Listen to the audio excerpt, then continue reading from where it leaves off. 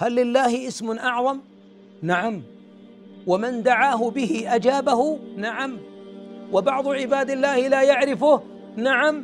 وهل ثبت في السنة أن اسم الله الأعظم معلوم؟ نعم. سبحان الله. وقليل من يسأل الله باسمه الأعظم، والحبيب أخبر أن اسم الله الأعظم من سأل الله به أجابه.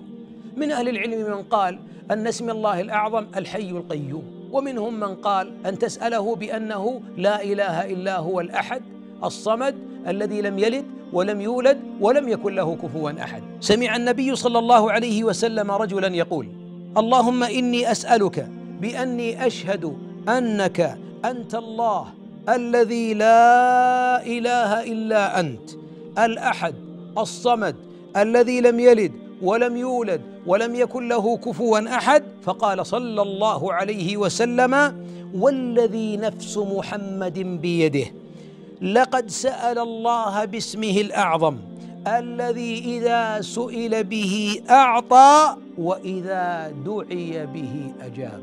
الله أكبر. دعاء جميل، دعاء شامل، دعاء بسم الله الذي إذا سئل به أعطى وإذا دعي أجاب. أي فضل! فاحفظ هذا الدعاء أيها المؤمن. الإلحاح على الله تعالى في الدعاء، كما قال ابن القيم: من أنفع الأدوية الإلحاح بالدعاء. الإلحاح إظهار للتعبد، الإلحاح إظهار للافتقار، الإلحاح معناه أنك يا عبد الله تقر بالوحدانية لله، فهو الواحد في الخلق والرزق والعبادة، والدعاء هو العبادة.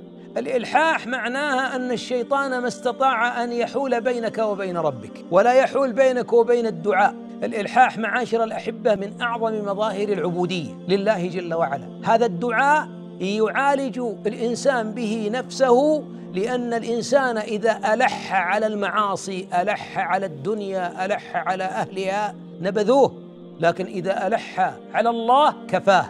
أليس الله بكاف عبده؟ بلى. ولذلك أقول: ألح واصل ولو 100 عام إن عشت هذا العمر، ألح على الله. فكل إلحاح عبادة، وكل عبادة يترقى العبد بها إلى طاعة ربه.